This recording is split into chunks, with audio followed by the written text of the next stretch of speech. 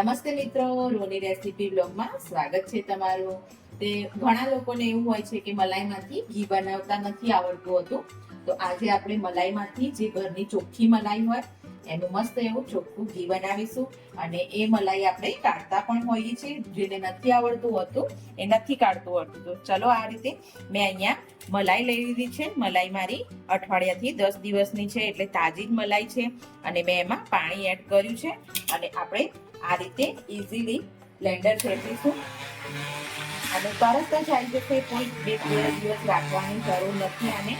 અને આપણે થોડી વાર બ્લેન્ડર આ રીતે ફેરવીશું તો મસ્ત આપણે જે રૂમ ટેમ્પરેચર વાળું પાણી હોય છે, નોર્મલ પાણી, એ જ મેં એડ કર્યું છે. ઠંડુ અને ગરમ પાણી એડ કરવાનું આમાં. તો આપણે ઝટપટ થોડીક જ વારમાં આના ઉપર માખણ આવવાનું ચાલુ થઈ જશે.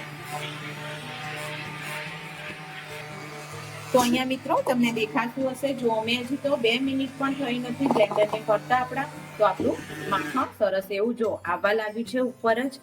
બધું જ માખણ થોડીક જ વારમાં ઉપર આવવા. હા, પણ ફ્રીજમાં રાખેલું હોય ને માખણ તો થોડીક વાર બહાર કાઢી લેવું અને પછી જ બનાવવાનું માખણ. તો ફટ દઈને જલ્દી થઈ જશે.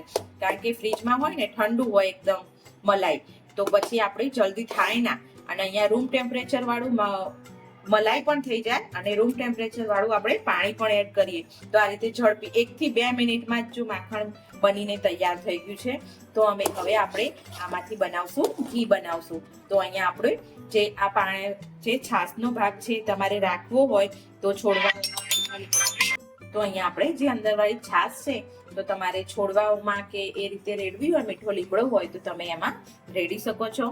નહીં તો તમે ઢોળી પણ શકો છો. આમ આ ખાવામાં મજા નહીં આવે, આ કડવી લાગે મલાઈ વાળી છાશ હોય એટલે આ રીતે આપણે એને છોડવામાં કે એ રીતે ઉપયોગમાં લઈ લઈશું. તો તમને લાગતું હશે કે આપણું માખણ એકદમ ઘટ નથી થયું, તો માખણ ઉનાળો છે એટલે થોડું એલાર મૂકે છે, એટલે આ રીતનું જ માખણ રહેશે. તો આપણે આમાં રહેલું બધું જ આપણે છાશને કાઢી લઈશું. તો અહીંયા આપણે હાથ ના બગાડવું હોય તો આ રીતે તમે ઝારાની મદદથી, હું આ છાશને ઉપયોગમાં નથી લેતી વધારે એટલે હું એને ઢોળી દઉં છું. તો આ રીતે આપણે બધી છાશને કાઢી લઈશું. તો આપણે જોઈ શકીએ છીએ આપણે મસ્ત મજાનું માખણ કાઢી લીધું છે. જો આને તમારે કઠણ કરી અને ઘરે ખાવું હોય તો પણ ખાઈ શકો છો. થોડું ઠંડુ પાણી કાં તો બરફ એડ કરી દેશો તો મસ્ત એવું માખણ તૈયાર થઈ જશે. તો અહીંયા હવે આપણે આમાંથી ઘી બનાવશું.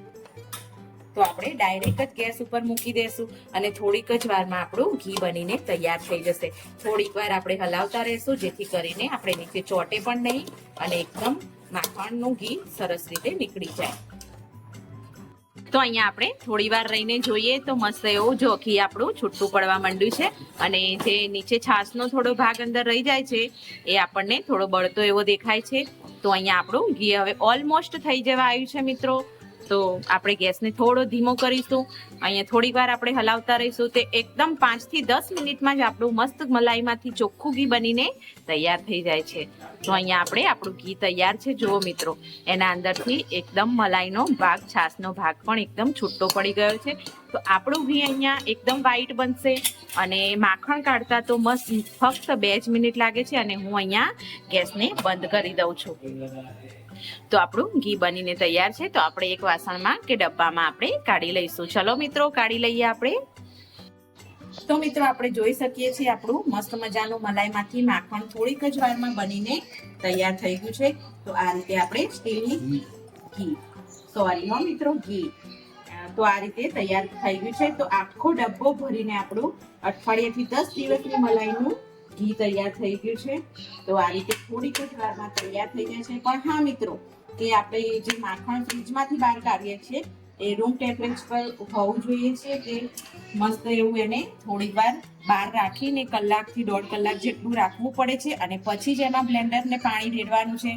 નહીં તો તમારું માખણ ઝડપી નહીં નીકળે. એટલે મિત્રો, તો તમે જોઈ શકો છો કે મેં અઠવાડિયાથી 10 દિવસની મલાઈનું ઘી આખો ડબ્બો ભરીને તૈયાર કરી છે.